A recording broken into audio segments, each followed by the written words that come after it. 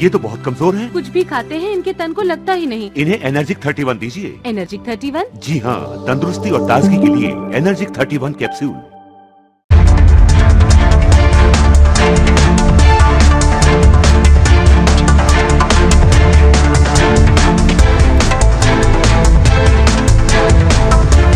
नमस्कार, मैं हूं सैयद सुहेल और आप देख रहे हैं आपका नंबर 1 शो ये भारत की बात है। उम्मीद करते हैं आप सभी पूरी तरह से फिट होंगे और बहुत बहुत सेहतमंद होंगे। इनको समाज के सामने एक्सपोज करना चाहिए। अपने बच्चों को ये लोग पढ़ाएंगे इंग्लिश स्कूलों में और दूसरे के बच्चे के लिए अगर वो सुविधा सरकार देना चाहती है तो कह देनी उर्दू पढ़ाओ इसको, यानी उसको मौलवी बनाना चाहते हैं, कटबुल्ला पर जोड़ के इसको ले जाना चाहते हैं। ये नहीं चल सकता। समाजवादी पार्टी ने लैपटॉप दिया था हाथ में और मैं इस बात को शर्त के साथ कह सकता हूं, मुख्यमंत्री जी जिस वार्ड में रहते हैं उस वार्ड में भी 100-200 समाजवादी पार्टी के दिए हुए लैपटॉप मिल जाएंगे और कितना पुराना आज भी चल रहा होगा। ये कौन सी बात हो गई कि भोजपुरी में ना बोले, अवधी में ना बोले, इसका हिंदी में ना बोले और उर्दू क्या वकालत कर रहे हैं। एक बड़ी विचित्र बात है। सबसे ज्यादा अगर अपनी मातृभाषा हिंदी का सहयोग भी किया, उसको आगे बढ़ाने की बात अगर किसी ने की तो आदरणीय श्रद्धेय नेताजी ने की। भोजपुरी का विरोध किया, अवधी का विरोध किया, बुंदेलखंडी का विरोध किया और आप लोग अपने दैनिक जीवन में इस प्रकार के आचरण के आगे हो चुके हैं। जहां लाखों बच्चे प्राइमरी स्कूल में अब इनरोलमेंट नहीं करा रहे हैं, सरकार इसके आंकड़े पेश करे सबसे पहले कि प्राइमरी स्कूल की क्या व्यवस्थाएं हैं। जाती रही भावना जैसी प्रभु मूर्ति देखी दिल जैसी, यह तो आचरण आप लोगों का है। मुझे लगता है वो गलत भाषा बोलने पर या इस तरह के व्यवहार करने पर उन्हें कोई न कोई मेडल दे रहा है। और अच्छा कार्य जो प्रदेश के हित में है, देश के हित में है, आप उसका विरोध करेंगे और मुझे लगता है इस प्रकार के विरोध की निंदा होनी चाहिए। हम लोगों को माफी नहीं मांगनी चाहिए।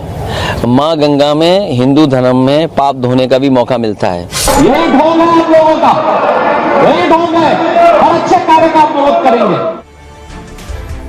तो योगी आदित्यनाथ को आप सुन रहे थे। शुरुआत करने जा रहा हूं इसी बड़ी खबर के साथ। आज योगी आदित्यनाथ सदन में फायर हो गए। उससे पहले तस्वीर देखिए जरा। प्रयागराज में पवन कल्याण पहुंचे जिन्होंने डुबकी लगाई है संगम में। डिप्टी सीएम पवन कल्याण ने डुबकी लगाई।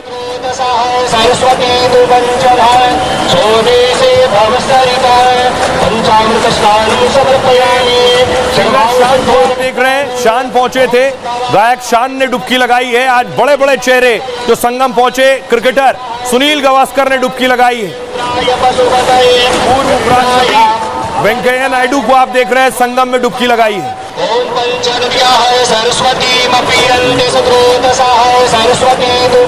दूसरी तरफ एक तरफ संगम में बड़ी बड़ी शख्सियत मौजूद थी और आज उत्तर प्रदेश विधानसभा का सत्र था और राष्ट्रपति का अभिभाषण होना था।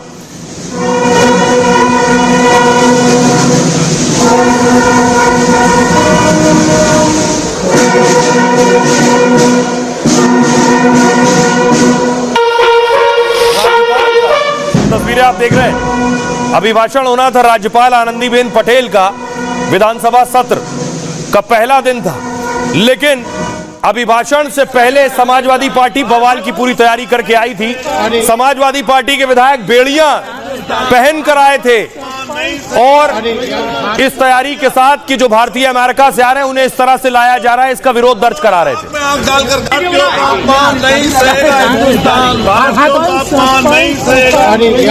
कोलंबिया छोटा सा देश मैक्सिको, उन्होंने आंख में आंख डालकर कहा कि हम अपने देश का अपमान नहीं सहन करेंगे, अपमान नहीं सहेगा हिंदुस्तान।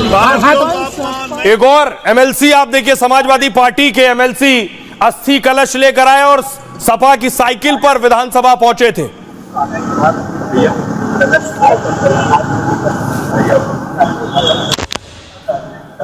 नैतिकता का अस्थि कलश लिए हुए हाथ में समाजवादी पार्टी के एमएलसी हैं। सपा ने उससे पहले देखिए विधानसभा के बाहर समाजवादी पार्टी के विधायक बैनर पोस्टर लेकर विरोध प्रदर्शन कर रहे थे।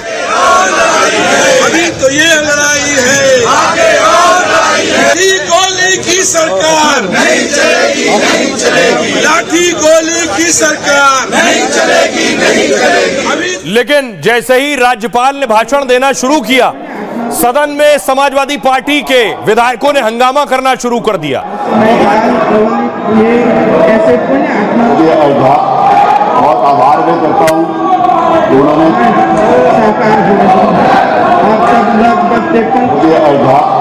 बहुत आभार। सोचिए, राज्यपाल का जो अभिभाषण था, ये अभिभाषण लगभग 58 मिनट का था, वो 8 मिनट भी नहीं बोल सकी। राज्यपाल को 8 मिनट में अपना अभिभाषण खत्म करना पड़ा क्योंकि समाजवादी पार्टी ने हंगामा शुरू कर दिया था। बहुत आभार व्यक्त करता हूँ।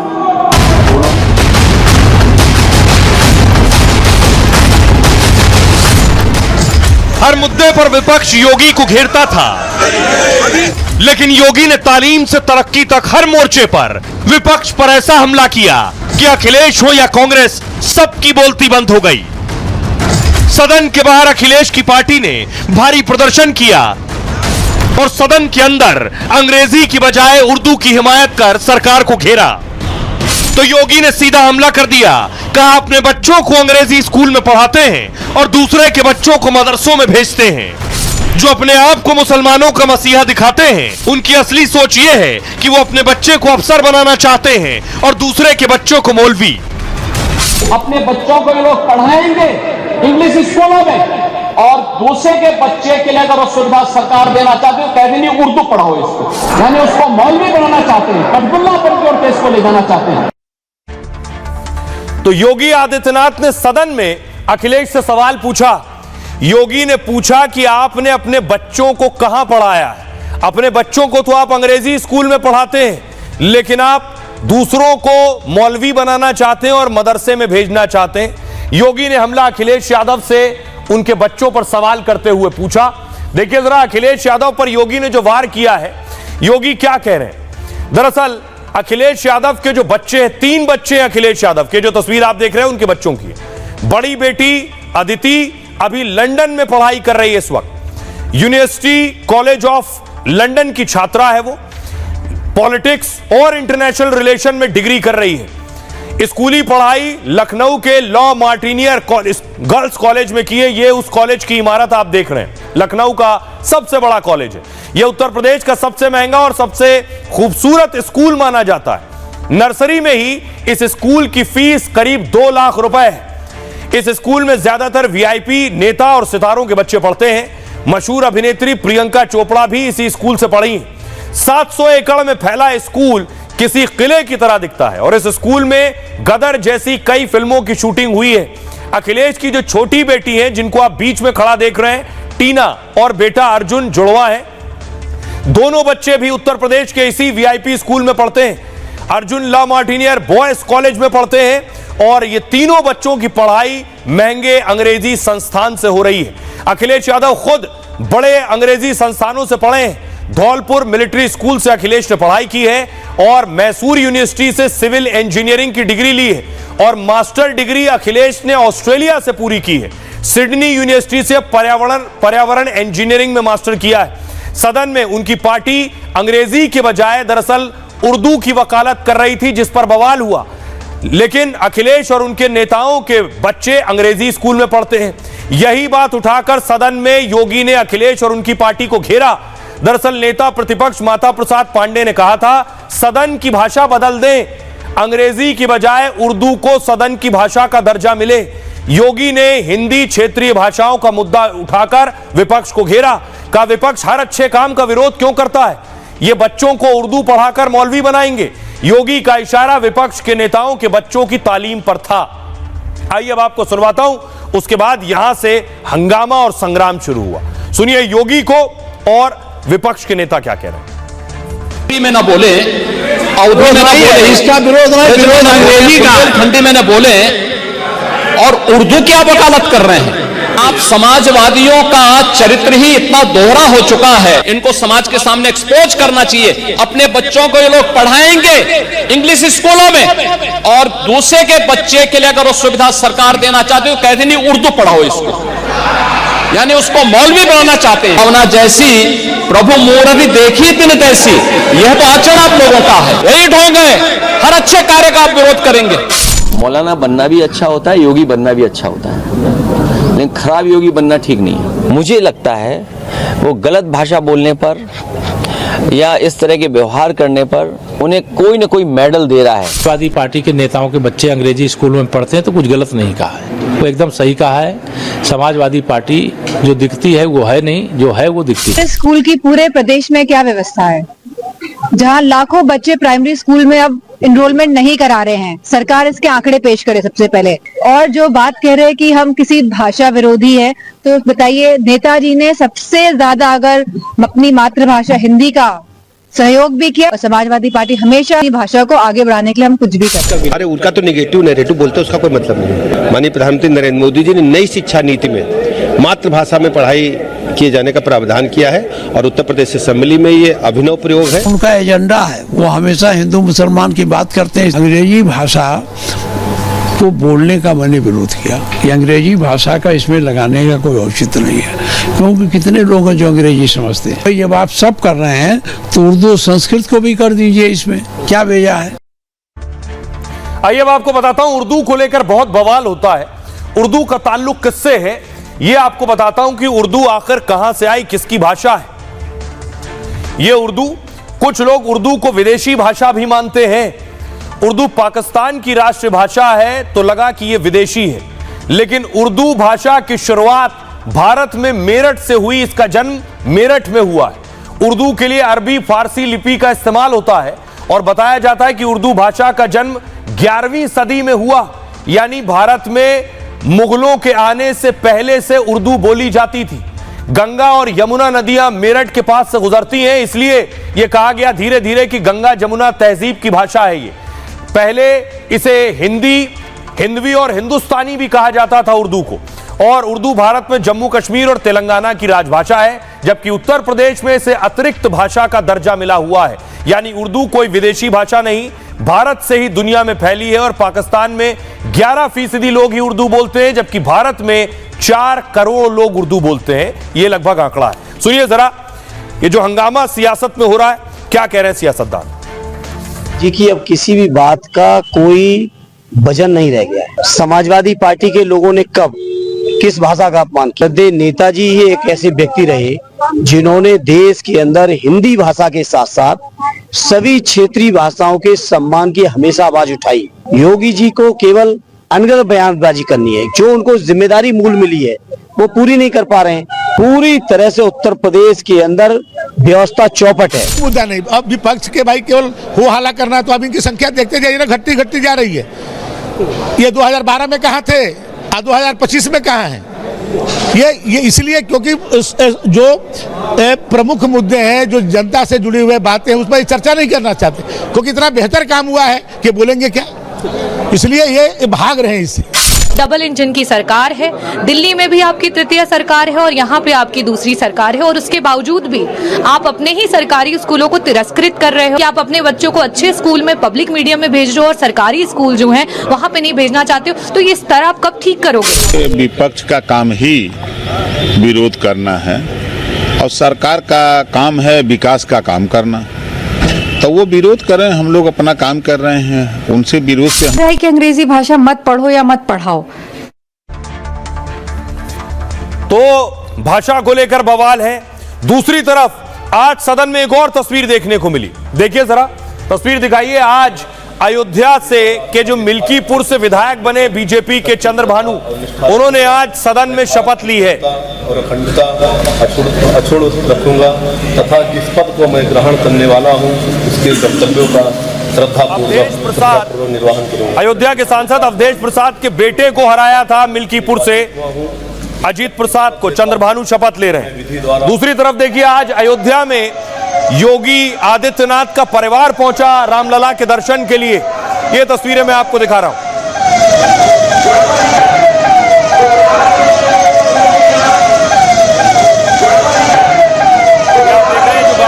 काफिला है। योगी आदित्यनाथ का परिवार जो उत्तराखंड में रहता है, रामलला के दर्शन के लिए पूरा परिवार पहुंचा है और प्रभु राम के दर्शन किए। अब अयोध्या से आपको लिए चलता हूं प्रयागराज। प्रयागराज में लगातार श्रद्धालु पहुंच रहे हैं। यह तस्वीर प्रयागराज की आर्च की है। लाखों लोग रोज पहुंच रहे हैं। अब आंकड़ा 55 करोड़ पहुंच चुका है।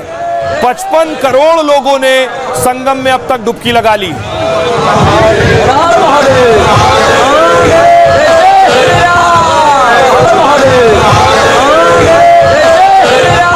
लेकिन कुछ ऐसे लोग भी हैं जो नहीं जा पा रहे हैं। जेल के कैदी नहीं जा पा रहे थे, तो देखिए कुंड बनाया गया, कुंड में गंगा जल डाला गया और उसके बाद देखिए जेल के कैदियों ने संगम का स्नान किया है।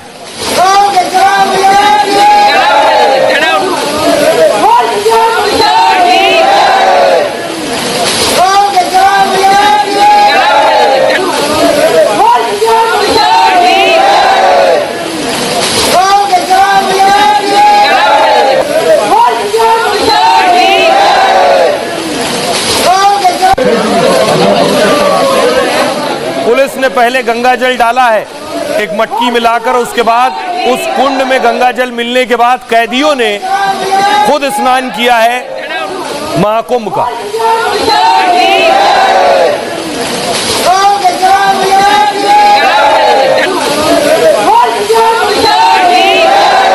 लेकिन अब महाकुंभ में जो स्नान करने लोग पहुंच रहे हैं, इस पर सियासत भी हो रही है, सवाल भी हो रहा है। ऐसा ही सवाल उठाया है। अगली तस्वीर देखिए, मुख्यमंत्री ममता बनर्जी ने, दूसरी तस्वीर दिखाइए, ममता बनर्जी ने सवाल उठाया है कि ये जो महाकुंभ है वो कह रही है मृत्यु कुंड बन चुका है, क्योंकि भगदड़ में बहुत से लोगों की जान चली गई है। ममता के इस बयान के बाद विरोध शुरू हो गया। अगली तस्वीर देखिए किस तरह से ममता बनर्जी ने क्या कहा है, पहले सुनिए। ममता बनर्जी मृत्यु कुंभ कह रही हैं। मृत्यु कुंभ আমি নাইবা বললাম, ওটা কোন মৃত্যু কুম্ভ হয়ে গেছে, মৃত্যু কূপের মতো। কুম্ভ আমি নাইবা বললাম, ওটা কোন মৃত্যু কুম্ভ হয়ে গেছে, মৃত্যু কূপের। ममता के मृत्यु कुंभ बयान के बाद विधानसभा में ही प्रदर्शन शुरू हो गया। बीजेपी ने प्रदर्शन किया है, विरोध दर्ज कराया है ममता ने जो अपमान किया महाकुंभ का। हिंदू विरोधी मुख्यमंत्री हाय हाय, हिंदू विरोधी मुख्यमंत्री हाय हाय, हिंदू विरोधी मुख्यमंत्री हाय हाय। अब देखिए जरा ममता बनर्जी ने क्या कहा है और उसके बाद इस पर कैसे बवाल छिड़ गया है। ममता बनर्जी ने कहा यह महाकुंभ नहीं मृत्यु कुंभ है। मैं महाकुंभ का सम्मान करती हूं, मैं पवित्र गंगा मां का सम्मान करती हूं, लेकिन महाकुंभ में कोई योजना नहीं दिखी। अमीर वीआईपी के लिए 1 लाख रुपए में टेंट है, लेकिन गरीबों के लिए कोई इंतजाम नहीं है। धर्मेंद्र प्रधान केंद्रीय मंत्री ने कहा महाकुंभ को मृत्यु कुंभ कहकर संबोधित करना ममता दीदी की विकृत मानसिकता को दिखाता है। तुष्टीकरण की राजनीति में वो अंधी हो चुकी हैं और हिंदुओं की आस्था को बार बार अपमानित कर रही हैं। इंडी गठबंधन में होड़ मची हुई है कि हिंदुओं की धार्मिक परंपराओं को कैसे ठेस पहुंचाया जाए। अखिलेश यादव ने कहा बीजेपी को लग रहा है महाकुंभ उन्होंने शुरू किया है और धार्मिक आयोजन का झूठा प्रचार कर रहे हैं, ये जनता की भावनाओं के साथ खेल रहे हैं।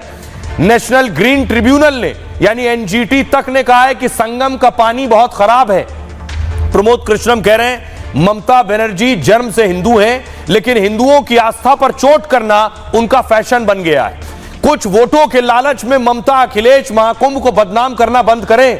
ममता बनर्जी अखिलेश यादव को नरक से बचना चाहिए तो उन्हें महाकुंभ में स्नान करना पड़ेगा। मौलाना रशीदी कह रहे हैं महाकुंभ पर ममता का बयान निंदनीय है, किसी की आस्था के साथ खिलवाड़ करना गलत है। स्वामी चिदानंद सरस्वती कह रहे हैं महाकुंभ में 55 करोड़ से ज्यादा स्नान कर चुके हैं, यहां कोई दरार और दीवार नहीं दिखी। यह मृत्यु कुंभ नहीं, महान कुंभ, अमृत कुंभ और अमर कुंभ है। सुनिए जरा ममता बनर्जी को और उन पर क्या कुछ कह रहे हैं सियासतदान। महाकुंभ मृत्यु कुंभ में बदल गया है। मैं महाकुंभ और मां गंगा का सम्मान करती हूं, लेकिन इस सरकार ने कुंभ के लिए कोई इंतजाम नहीं किए, इसलिए इतने लोगों की मौत हुई। अमीरों के लिए स्पेशल कैंप बनाए गए हैं, 1 लाख रुपए का किराया है, लेकिन गरीबों के लिए कोई व्यवस्था नहीं। आप राजनीति करिए, परंतु धर्म विरोधी राजनीति करने से किसी का भी जो है फायदा नहीं होगा।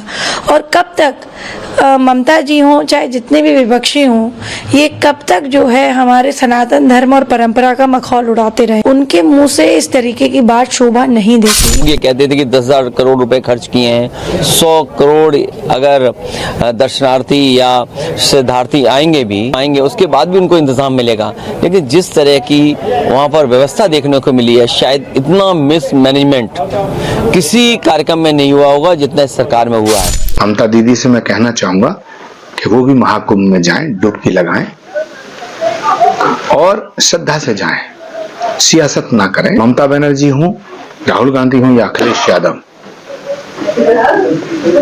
इन्हें भी नर्क से बचना है तो महाकुंभ में स्नान करना पड़ेगा। का जो जिक्र हुआ है ग्रंथों में कहीं नहीं है, अगर कहीं है तो ये बताएं। तो केवल पीआर बढ़ाने के लिए इन्होंने इस तरीके का सरकारी धन का दुरुपयोग किया है, तो इनको इस्तीफा दे देना चाहिए।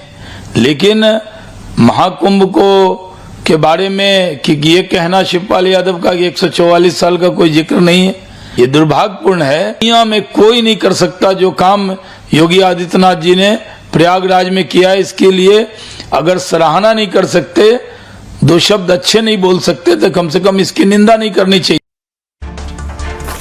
अखिलेश यादव को आपने सुना, उन्होंने अपने बयान में कहा कि महाकुंभ का जो पानी है वो स्नान करने लायक नहीं बचा है। दरअसल प्रदूषण बोर्ड की एक रिपोर्ट आई है, वो रिपोर्ट क्या कहती है मैं आपको बताऊं। प्रदूषण बोर्ड की जो रिपोर्ट है वो रिपोर्ट महाकुंभ के और संगम से जुड़ी हुई है। महाकुंभ में 37 दिन में 55 करोड़ लोग स्नान कर चुके हैं और इतने ज्यादा लोगों के स्नान से संगम के पानी पर असर पड़ा है। केंद्रीय प्रदूषण बोर्ड ने एनजीटी को इसे लेकर रिपोर्ट सौंपी है।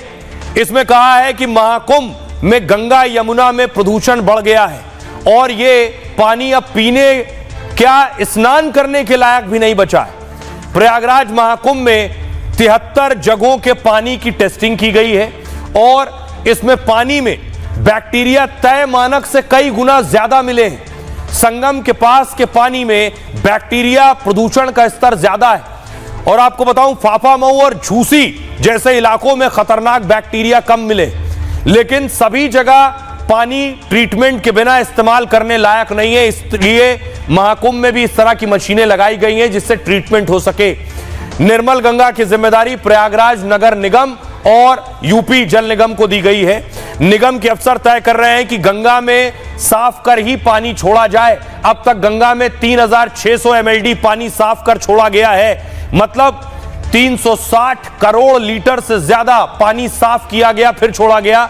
लेकिन पहली बार किसी नदी में इतना ज्यादा स्नान हो रहा है। सोचिए 55 करोड़ लोग इस जगह आकर स्नान कर रहे हैं एक जगह। शायद इसी का नतीजा है कि सारे इंतजाम कम पड़ते भी नजर आ रहा है और महाकुंभ में गंगा का पानी नहाने लायक नहीं है। सरकार प्रशासन गंगा को साफ करने में और तेजी से जुट गई है।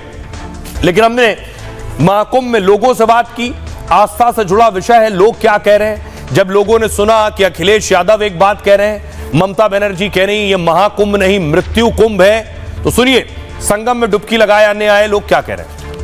बंगाल में जो करती है वो मृत्यु करती है, यहाँ तो महाकुंभ साल बाद आया। कोई नहीं कह रहा, कौन कह रहा है? जो कह रहा है वो बेटी कह रही है, वो बेटूब है, सबसे बड़ी बेटूब तो ये आगे बढ़ रहे हैं उसके कारण हो रही है। जो इतनी जनसंख्या को उन्होंने कवर किया है इसके लिए उनको दिक्कत हो रही है, बहुत दिक्कत हो रही है। हाँ बहुत ज्यादा। ये है अखिलेश है, ये किसी का भला नहीं कर सकता है। अपना बाप का जो इज्जत नहीं किया अखिलेश ने किया।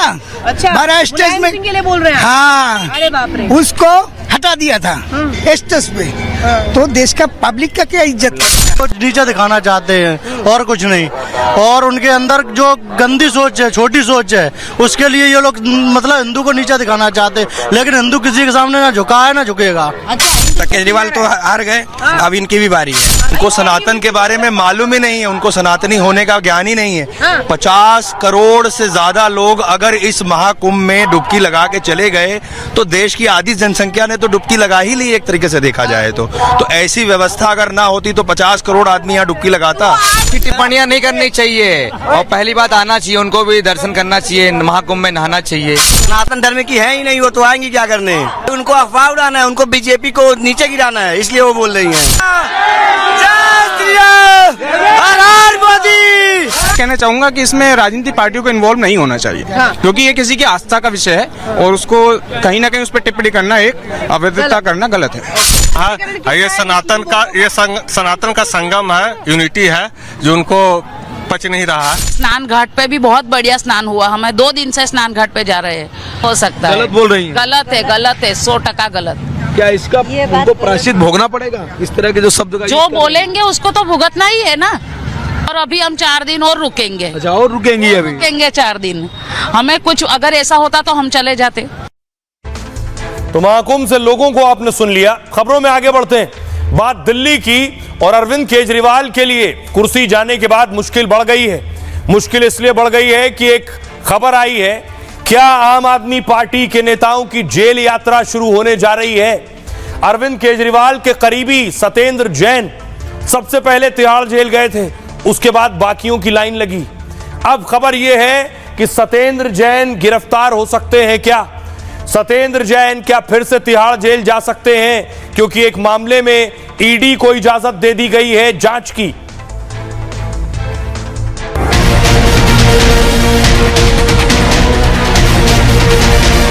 दिल्ली में हार के बाद आम आदमी पार्टी के बुरे दिन शुरू। केजरीवाल के करीबी सत्येंद्र जैन पर मनी लॉन्ड्रिंग का केस चलेगा। ईडी कभी भी केजरीवाल के करीबी सत्येंद्र जैन को गिरफ्तार कर सकती है। इससे पहले सत्येंद्र जैन गिरफ्तार हो चुके हैं। 18 महीने तक जेल में रहने के बाद बाहर आए। सत्येंद्र जैन की गिरफ्तारी के बाद दिल्ली में आपके कई और बड़े नेताओं को तिहाड़ जेल जाना पड़ सकता है। इसमें मनीष सिसोदिया से लेकर संजय सिंह और पूर्व मुख्यमंत्री अरविंद केजरीवाल तक जेल जा चुके हैं। अब एक बार फिर सत्येंद्र जैन पर शिकंजा कस गया है। सवाल यह है, क्या सत्येंद्र जैन के बाद सिसोदिया, संजय सिंह और केजरीवाल का नंबर आने वाला है। और आइए अब आपको बताऊं कौन सी बुरी खबर है अरविंद केजरीवाल एंड टीम के लिए। उनके करीबी क्या वाकई जेल जाने वाले हैं। सत्येंद्र जैन क्या फिर तिहाड़ पहुंचेंगे। दिल्ली में सरकार जाने के बाद केजरीवाल को झटका लगा है। आम आदमी पार्टी नेता सत्येंद्र जैन पर मनी लॉन्ड्रिंग का केस चलेगा। राष्ट्रपति ने गृह मंत्रालय को इसकी अनुमति दे दी है। अब ईडी सत्येंद्र जैन को जल्द गिरफ्तार कर सकती है। गृह मंत्रालय ने 14 फरवरी को केस चलाने की मंजूरी मांगी थी। जैन के खिलाफ बीएनएस की धारा 218 के तहत केस चलेगा। सत्येंद्र जैन पर आय से अधिक संपत्ति का मामला है। केजरीवाल के पूर्व मंत्री पर मनी लॉन्ड्रिंग के भी आरोप हैं। जैन ने जितना बताया उससे ज्यादा पैसा कमाया है। इतना ही नहीं, उसे गैर कानूनी तरीके से छिपाया भी है। सीबीआई, ईडी ने 2017 और 2018 में केस दर्ज किए थे। शेल कंपनियां बनाकर, यानी फर्जी कंपनियां बनाकर करोड़ों की हेरफेर करने का आरोप है। शेल कंपनियों में काला धन ट्रांसफर करने का इल्जाम है। केजरीवाल के करीबी सत्येंद्र जैन की संपत्ति कुर्क की गई थी। ईडी ने जैन की 4 करोड़ 81 लाख की संपत्ति जब्त की थी। दिल्ली और गुरुग्राम में उनके 60 ठिकानों पर छापेमारी हुई। इस दौरान 2 करोड़ 82 लाख रुपए नगद और 1 किलो 800 ग्राम सोना मिला था। ईडी के मुताबिक कुछ और आपत्तिजनक चीजें भी मिली है, लेकिन इन सामानों की जानकारी सार्वजनिक नहीं की गई है। जेल में मसाज के वीडियो सत्येंद्र जैन के वायरल हुए थे।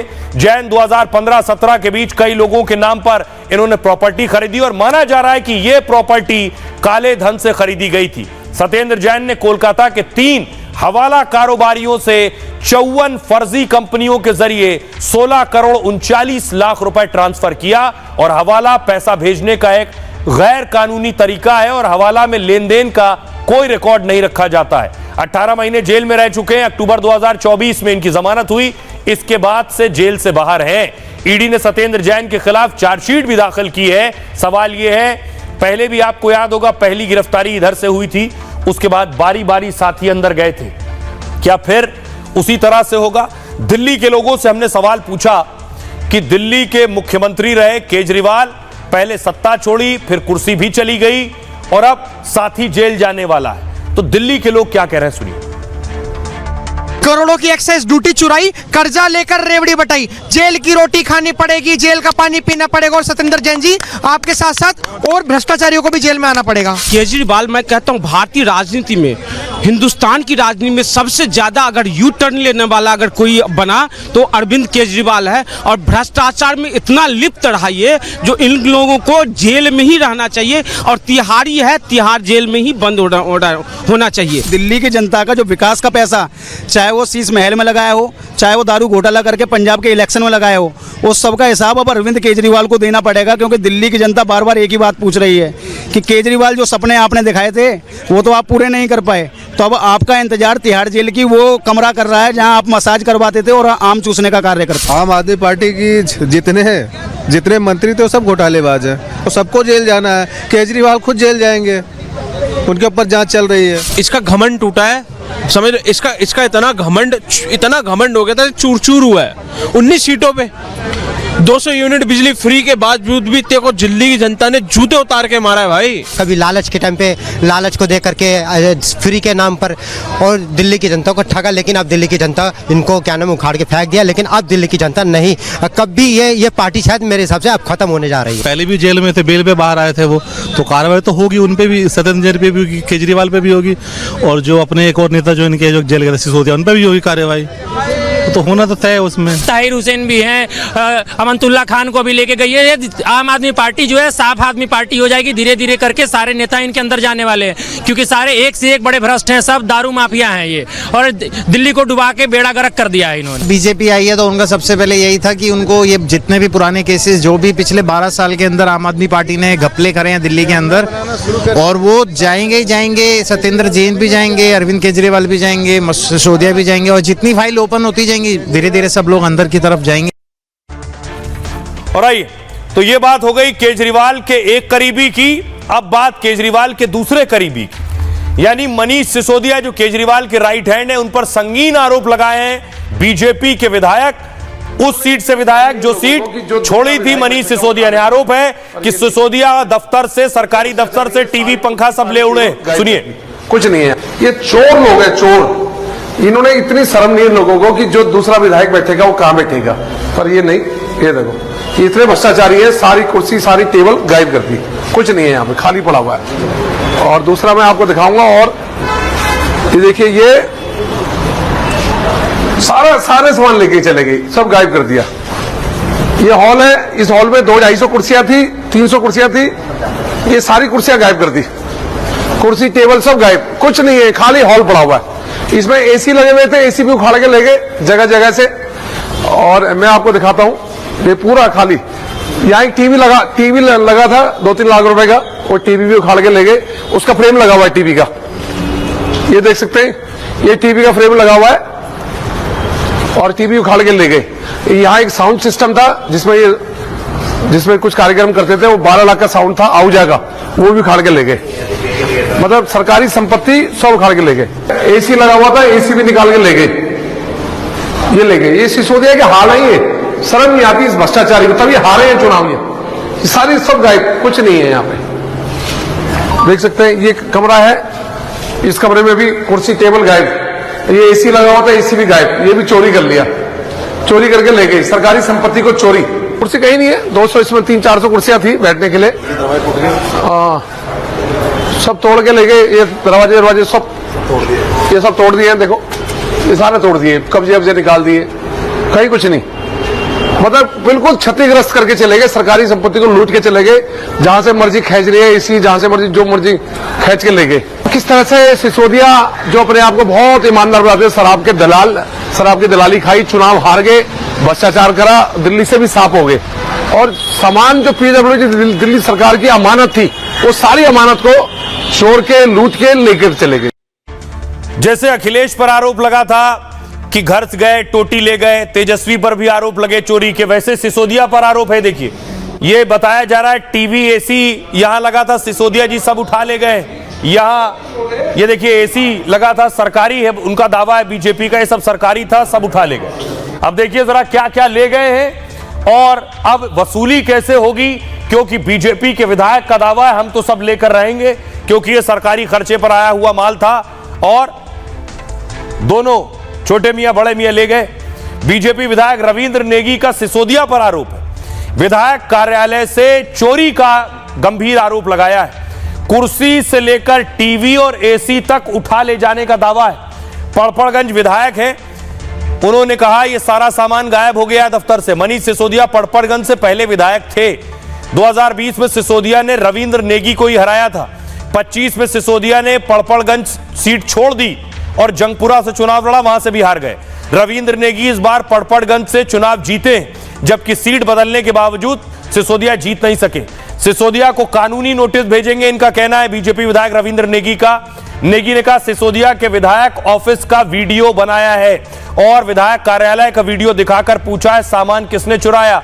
सिसोदिया ने चुनाव से पहले ही अपना असली चेहरा दिखा दिया। उनका कहना है इनकी भ्रष्टाचार की हदें अब भी पार नहीं हुई है। अब ये अपनी असलियत और चोरी छिपाने में माहिर हो गए। हम जनता के हक की रक्षा करेंगे, ऐसे भ्रष्टाचारियों को बेनकाब करेंगे। सुनिए जरा रविंद्र नेगी को क्या कह रहे हैं। पीडब्ल्यूडी ने जिस दिन मुझे हैंडओवर करा तो यहाँ कोई सामान नहीं था, कुछ सामान नहीं, सब सामान उखाड़ के ले गई। और ये देख सकते हैं, ये कमरा, ये सिसोदिया जी का कमरा था जहाँ, ये देख सकते हैं बिल्कुल खाली, कुछ नहीं है। ये सील रखी है इनकी बस थोड़ी बहुत, ये जो, और बाकी कोई सामान नहीं है यहाँ पे किसी प्रकार का। सब गायब, कुर्सी टेबल सब गायब, कुछ नहीं है यहाँ पे। टोटी चोर की तर्ज में है, ये पंखे चोर, एसी चोर, और तो और साउंड सिस्टम था आहूजा का। वो आहूजा का साउंड सिस्टम करीबन 10 लाख रुपए की कॉस्ट बताते हैं उसकी, वो तक उखाड़ के लेके। ये देखिए, ये कमरा कुछ नहीं है यहाँ पे, सब खाली पड़ा हुआ है। यहाँ एक एसी था, वो भी उखाड़ के ले गए। तो बीजेपी के विधायक वैसे ही आरोप लगा रहे हैं जैसे अखिलेश यादव पर था कि वो टोटी चुरा कर ले गए। तेजस्वी यादव भी घर खाली करने से पहले सब उठा ले गए। अब क्या वाकई मनीष सिसोदिया भी एसी, टीवी, म्यूजिक सिस्टम उठा ले गए? दिल्ली के लोगों से हमने सवाल पूछा, वो क्या कह रहे हैं सुनिए। और वो पार्टी लेकर के जा रही है जो खुद बोलती है छाती ठोके कि हम कट्टर ईमानदार हैं। हमारी ईमानदारी के ऊपर तो साक्षात भगवान भी प्रकट हो जाए तो वो भी सवाल नहीं उठा सकते ये मोदी जी क्या हैं। ऐसे लोग अगर ऐसे कारनामे करेंगे तो हम समझ सकते हैं कि हम किन को संवैधानिक पद के तहत इतनी राजनीति में उतारते हैं। वो टोटी चोर ली वहां से, ये वो लेके जा रहे हैं। और अभी भी जो शीश महल है उसमें 10 कमोड गायब है। कितने? 10, एक नहीं 10 गायब हैं और ये लेके जा रहे हैं। ये अपने देश को देश नहीं समझते हैं, बाप की बकौती समझते हैं। सद्बुद्धि दे, ऐसा काम तो नहीं करना चाहिए। सरकारी संपत्ति होती है, ऐसा कर रहे हैं जो कि बहुत घृणित कार्य है। ऐसे कामों से दूर रहना चाहिए। इससे कुछ हो ना, वो अमीर बन जाएंगे, ना भारत सरकार गरीब बन जाएगी, ना दिल्ली सरकार गरीब बन जाएगी। ऐसे कार्य किसी भी सरकार को नहीं करना चाहिए। तो केजरीवाल एंड पार्टी आई ही दिल्ली को लूटने के लिए थी। जितना लूटना था, कहीं शराब घोटाले में, कहीं डीटीसी घोटाले में, कहीं क्लासरूम घोटाले में, वो सब करने के बाद में अब जब सत्ता हाथ से चली गई तो उनको करना यही था। और उन्होंने इसी के तहत कुर्सी, टेबल, पंखा सब चुरा कर लेकर चले गए और उससे उनकी असलियत दिल्ली की जनता के सामने आई। मतलब एक टेटी चोर, एक बाथरूम के कमोड चोर, और अब नया एक जो है अध्याय लिख दिया है वहाँ पे, कुर्सी, पूरा फर्नीचर चोर, एसी चोर। का सुख भोगने के बाद ये चीज जो है इन्होंने अपने ऊपर टंगमा लगाया है। लेकिन वो चोरी की नीयत वो कभी नहीं गई, वो अंदर ही थी। पहले घोटाले करे, वो भी लूटा दिल्ली को। इसी तरह ही इन्होंने ये जो सामान उठाया है ना, ये अपनी जो इनकी औकात थी ना, इन्होंने दिखा दी। पर आइए अब आपको बताऊं, अब बात मुख्यमंत्री की। सभी को इंतजार है। मुख्यमंत्री के नाम का ऐलान तो नहीं हुआ, लेकिन शपथ की तैयारी जोर शोर से शुरू हो गई है। रामलीला मैदान की तस्वीरें मैं आपको दिखा रहा हूं। कल भी तस्वीरें आई थी, आज तैयारी और आगे बढ़ गई है। टेंट लग रहे हैं, कुर्सियां पहुंच चुकी हैं, सोफा पहुंच चुका है, सौंदर्यीकरण हो रहा है, कौन कौन आना है, लिस्ट तैयार हो रही है।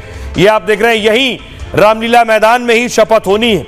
लेकिन एक दिलचस्प बात आपको बताऊं, केजरीवाल चुनाव से पहले झुग्गी वालों के पास गए थे, झुग्गी बस्ती में गए थे। केजरीवाल को लगता था उनका बड़ा वोट बैंक है, तो बीजेपी अपने शपथ में झुग्गी बस्ती वालों को भी बुला रही है। देखिए जरा शपथ में कौन कौन आने वाला है, और शपथ का मुहूर्त भी बदल दिया गया है। शपथ ग्रहण का समय दरअसल बदल गया है और मुख्यमंत्री रामलीला मैदान में शपथ लेंगे। शपथ समारोह 4:30 बजे पहले होना था, अब खबर है कि सुबह 11 बजे होगा। बीजेपी अपने सभी कार्यक्रमों में मुहूर्त का खास ख्याल रखती है। संभव है कि इसी वजह से शपथ ग्रहण समारोह का वक्त बदला गया है। टॉप नेताओं की उपलब्धता भी दूसरी वजह हो सकती है। दिल्ली में 27 साल बाद बीजेपी की सरकार बनेगी और शपथ को भव्य बनाने में बीजेपी ने ताकत झोंक दी है। शपथ ग्रहण समारोह में देश के कई दिग्गज मौजूद रहेंगे। शपथ ग्रहण समारोह में 20 राज्यों के मुख्यमंत्री पहुंचेंगे। सभी केंद्रीय मंत्री, एनडीए के नेताओं को भी बुलाया गया है। इसके अलावा शपथ ग्रहण समारोह से पहले गीत संगीत का कार्यक्रम होगा। रामलीला मैदान में खबर है कि कैलाश खेर गाना गा सकते हैं। इसके साथ ही बॉलीवुड के 50 से ज्यादा सितारे मौजूद रहेंगे। इस समारोह में साधु संतों को भी आमंत्रित किया गया है। कई देशों के राजनयिकों को भी न्योता दिया गया है। देश के कई जाने माने उद्योगपति भी कार्यक्रम में शामिल होंगे। मुकेश अंबानी, गौतम अडानी सहित 1 दर्जन उद्योगपति मौजूद रह सकते हैं। लगभग 30,000 अतिथियों को न्योता दिया गया है। लाडली बहनों को भी शपथ ग्रहण का निमंत्रण है। झुग्गी झोपड़ी के लोगों को भी न्योता दिया गया है। दिल्ली में जीत में इन वोटर्स ने अहम भूमिका निभाई थी। दिल्ली के 250 धार्मिक स्थलों के प्रतिनिधियों को भी न्योता है। दिल्ली के बूथ से लेकर प्रदेश स्तर तक के बीजेपी पदाधिकारी, सफाई कर्मी, रेजिडेंट वेलफेयर एसोसिएशन के प्रतिनिधि भी शामिल होंगे।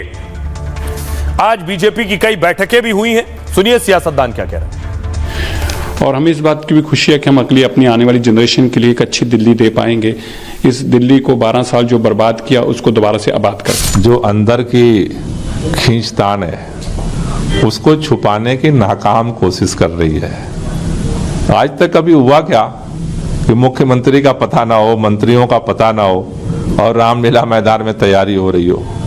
आज तक कभी हुआ क्या? पहले उनको ये एनालिसिस करना चाहिए कि उनके चारों बड़े नेता अरविंद केजरीवाल, मनीष सिसोदिया, सत्येंद्र जैन और सौरभ भारद्वाज बुरी तरह हार गए। पूरी आम आदमी पार्टी बिखरी हुई है, घर में कलह चल रहा है और आम आदमी पार्टी के अस्तित्व पर अब सवाल खड़ा है। लोग कह रहे हैं कि ये पार्टी अब फिनिश होने की ओर है। एक खबर बीजेपी के लिए और अच्छी आई है गुजरात से। ये तस्वीरें आप देख रहे हैं, गुजरात में जश्न की तस्वीरें। गुजरात में नगर पालिका में बीजेपी की बड़ी जीत हुई है और विरोधी चारों खाने चित हो गए हैं। देखिए जरा गुजरात से जो नगर पालिका के नतीजे आए हैं, बीजेपी कहां खड़ी है और विरोधी कहां खड़े हैं, ये आपके सामने आ गया आंकड़ा। बीजेपी 60 नगर पालिका जीती है, कांग्रेस 1, सपा 2 और आम आदमी पार्टी 0। गुजरात में एक बार फिर ट्रिपल इंजन की सरकार हो गई। गुजरात की नगर पालिका चुनाव में भी कमल खिला है। 66 नगर पालिकाओं में से 60 बीजेपी ने जीती। कांग्रेस किसी तरह यहां खाता खोल सकी। समाजवादी पार्टी को 2 सीटों पर जीत मिली है। 3 नगर पालिकाओं में टाई की स्थिति रही है। 1 नगर पालिका में किसी को बहुमत नहीं मिला है। स्थानीय निकाय चुनाव में बीजेपी ने 1403 सीटें जीती। कांग्रेस ने 260 और आम आदमी पार्टी ने 28 सीटें जीती हैं। समाजवादी पार्टी ने 34, बीएसपी ने 19 सीटें। देवभूमि द्वारका में आम आदमी पार्टी ने जीत हासिल की है। बीजेपी कांग्रेस में कड़ी टक्कर का फायदा आम आदमी पार्टी को मिला है। यहां पर आइए खबरों में आगे बढ़ते हैं और अब बात करते हैं आज की एक और बड़ी खबर की। यूट्यूबर रणबीर अलावदिया का मामला आज देश की सबसे बड़ी अदालत सुप्रीम कोर्ट पहुंचा था। कोर्ट ने सख्त टिप्पणी की और फटकार लगाई। कहा आपकी भाषा विकृत है और दिमाग गंदा है। यानी क्योंकि देश के अलग अलग राज्यों में रणबीर के खिलाफ याचिकाएं लगाई गई हैं, एफआईआर की गई है। इस मामले में रणबीर पहुंचे थे supreme court.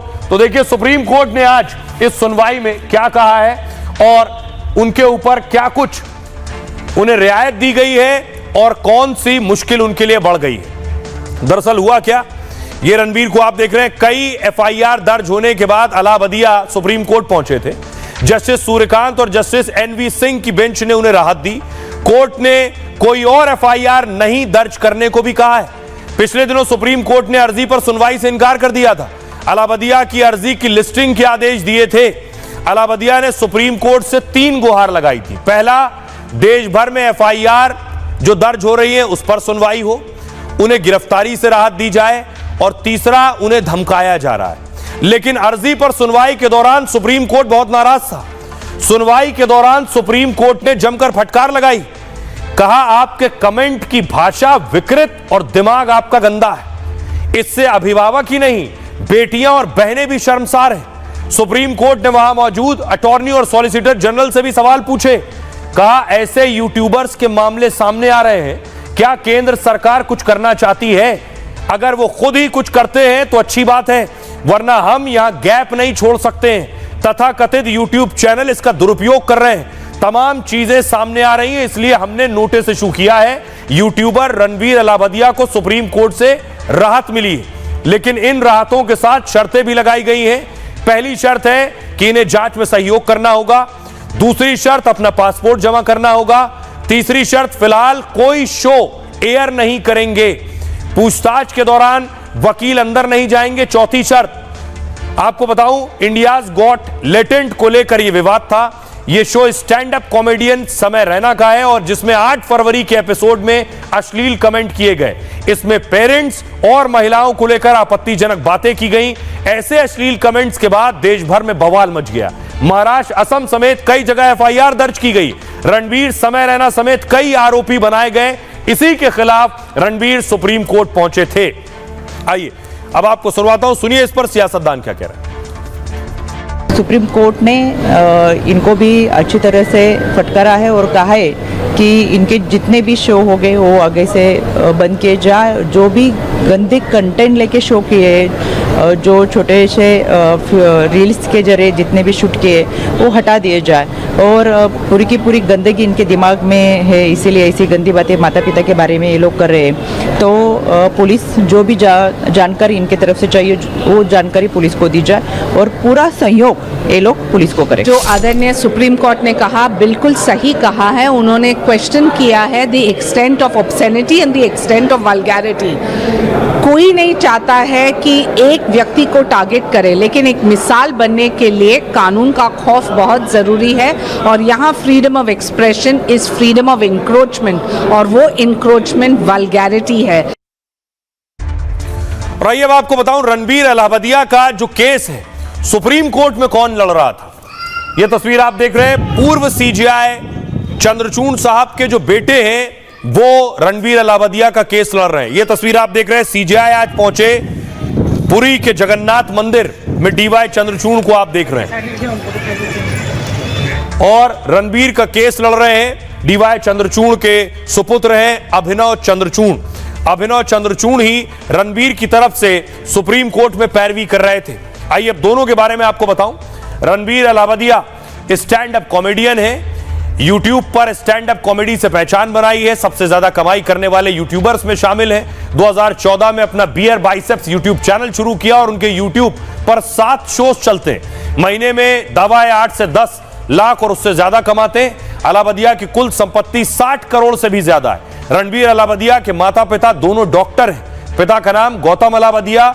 Gautam अलावदिया sperm bank चलाते हैं, आईवीएफ यानी विट्रो फर्टिलाइजेशन में एक्सपर्ट हैं। और रणवीर की मां का नाम स्वाति अलावदिया है। स्वाति अलावदिया मशहूर महिला रोग विशेषज्ञ हैं। लेकिन अलावदिया का केस लड़ रहे हैं अभिनव चंद्रचूड़। रणवीर अलावदिया के वकील हैं। अभिनव पूर्व मुख्य न्यायाधीश डीवाई चंद्रचूड़ के बेटे हैं। अभिनव के दादा न्यायपूर्ति वाईवी चंद्रचूड़ भी सीजेआई रहे हैं। जस्टिस वाईवी चंद्रचूड़ सबसे लंबे समय तक देश के मुख्य न्यायाधीश रहे। अभिनव चंद्रचूड़ अभी बॉम्बे हाईकोर्ट के वरिष्ठ अधिवक्ता हैं। अभिनव ने अपने पिता के सीजेआई रहते हुए सुप्रीम कोर्ट में कोई केस नहीं लड़ा। अभिनव ने कई पुस्तकें लिखी हैं, कई अवार्ड्स भी जीते हैं। 2008 में मुंबई के गवर्नमेंट लॉ कॉलेज से एलएलबी की पढ़ाई की। 2009 में हार्वर्ड लॉ स्कूल से एलएलएम की पढ़ाई पूरी की है। आइए खबरों में आगे बढ़ते हैं। आज की एक और खबर है जिस पर एक नया बवाल है। खबर है मुख्य चुनाव आयुक्त की नियुक्ति को लेकर, जिस पर सियासी विवाद शुरू हो गया है।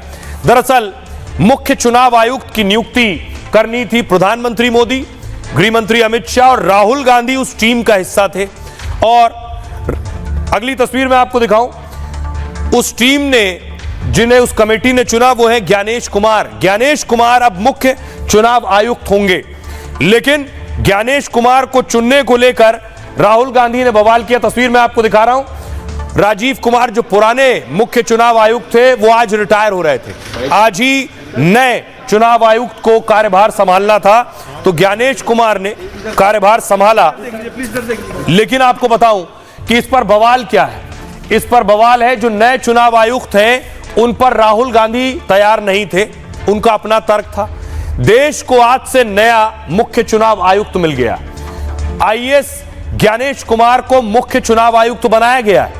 सीईसी यानी chief election commissioner Gyanesh Kumar का कार्यकाल 26 जनवरी से लेकर ये जो कार्यकाल है यानी अब से लेकर 2029 तक का कार्यकाल इनका रहने वाला है। अब तक ज्ञानेश कुमार चुनाव आयोग में ईसी के तौर पर कार्यरत थे और वर्तमान सीईसी राजीव कुमार के रिटायरमेंट के बाद इनकी नियुक्ति हो गई। यानी अब तक ये इलेक्शन कमिश्नर थे, चीफ इलेक्शन कमिश्नर रिटायर हो गए तो जो इलेक्शन कमिश्नर थे ये चीफ इलेक्शन कमिश्नर बन गए। पीएम, गृह मंत्री और नेता प्रतिपक्ष राहुल के पैनल ने फैसला किया। चुनाव आयुक्त नियुक्ति कमेटी की बैठक में बहुमत से फैसला हुआ है। 3 लोग थे जिसमें से प्रधानमंत्री मोदी और गृह मंत्री अमित शाह इनकी नियुक्ति के पक्ष में थे, जबकि राहुल गांधी ने नियुक्ति के फैसले का विरोध किया है। राहुल ने कहा कि इलेक्शन कमीशन की नियुक्ति का मामला सुप्रीम कोर्ट में है, यानी यह मामला भी सुप्रीम कोर्ट में, सुप्रीम कोर्ट इस मामले पर कल सुनवाई करेगी। ऐसे में पैनल को यह नियुक्ति टाल देनी चाहिए। राहुल ने के इस तर्क से प्रधानमंत्री मोदी और गृह मंत्री सहमत नहीं हुए। इस नियुक्ति के खिलाफ राहुल ने लिखित असहमति दी अपनी। दरअसल राहुल गांधी को 5 नामों की एक लिस्ट दी गई थी, लेकिन राहुल गांधी ने उन नामों पर विचार से इनकार कर दिया था। ज्ञानेश कुमार 1988 बैच के आईएएस अधिकारी हैं। ज्ञानेश कुमार केरल कैडर के अधिकारी हैं। 61 साल के ज्ञानेश गृह मंत्रालय में रहे हैं और गृह मंत्रालय में एडिशनल सेक्रेटरी थे। सहकारिता मंत्रालय के सचिव भी रह चुके हैं। संसदीय कार्य मंत्रालय में सेक्रेटरी रह चुके हैं। 370 हटाने जैसे महत्वपूर्ण फैसलों में भी शामिल रहे हैं। मनमोहन सरकार के समय रक्षा मंत्रालय में थे और राम मंदिर ट्रस्ट में केंद्र के प्रतिनिधि भी रह चुके हैं। ज्ञानेश कुमार ने आईआईटी कानपुर से बीटेक की पढ़ाई की है।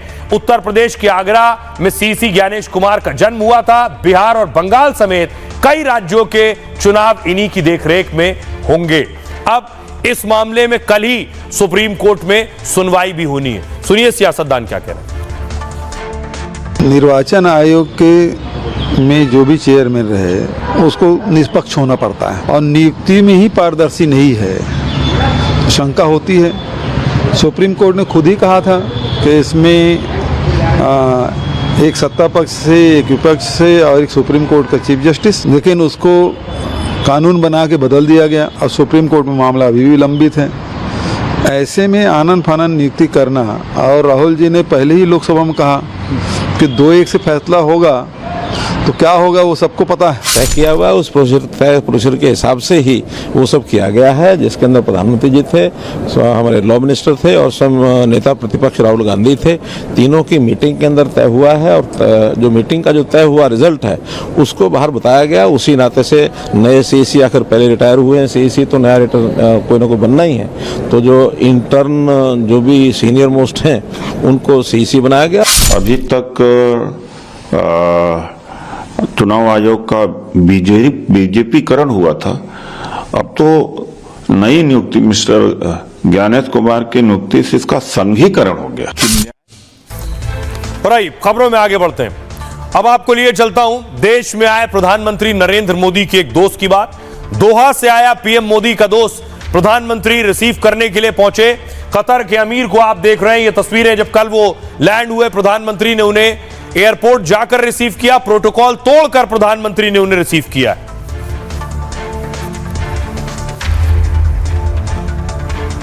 और यह तस्वीर देखिए, उसके बाद राष्ट्रपति भवन में गार्ड ऑफ ऑनर दिया गया कतर के अमीर को।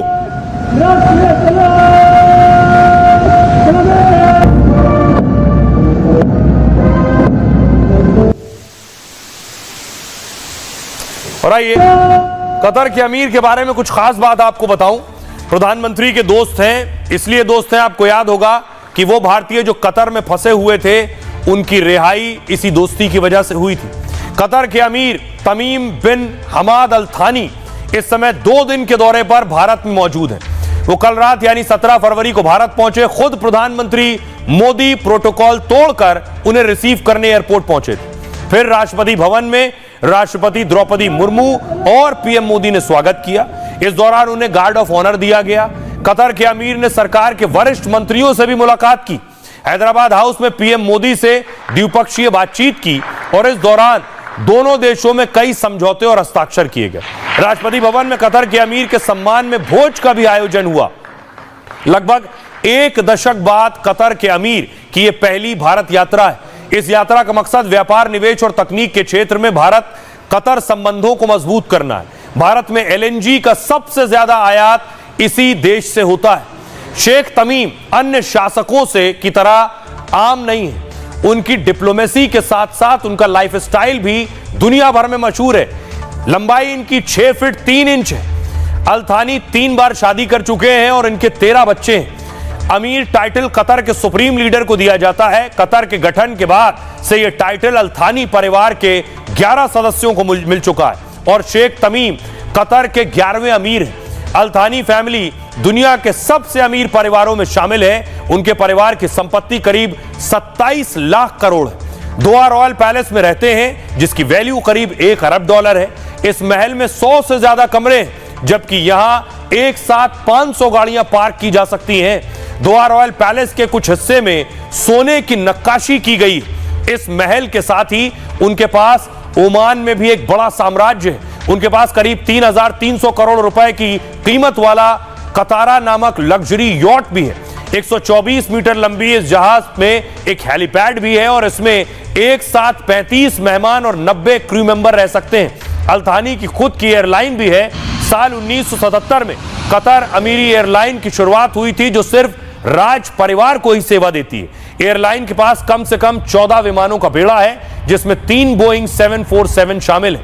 कारों की बात करें तो शेख तमीम के पास बुगाटी और फरारी से लेकर लैम्बोर्गिनी और रोल्स रॉयस तक लग्जरी कारें हैं, जो कि दुनिया की लग्जरी कारों में शामिल हैं। और इसी लाइफस्टाइल के चलते वो दुनिया के सबसे अमीर और ऐश भरी जिंदगी जीने वाले शासकों में गिने जाते हैं। आइए खबरों में आगे बढ़ते हैं और आपको लिए चलता हूं। बिहार में आज एक लाइव एनकाउंटर हुआ। तस्वीर दिखाता हूं। पटना पुलिस ने कैसे हाथ में पिस्तौल लेकर सड़क पर पुलिस दौड़ रही थी और बदमाशों को पकड़ने के लिए।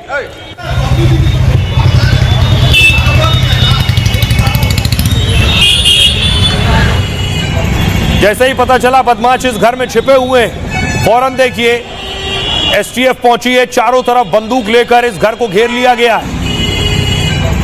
घर में चले जाइए, बाहर मत रहिए। आप लोग से अनुरोध है, अंदर चले जाइए, घर में चले जाइए सब लोग। बाहर दिख रहे हैं, आप लोग जाइए, अपने घर में जाइए, काम कीजिए। आप लोग भीड़ मत कीजिए। आप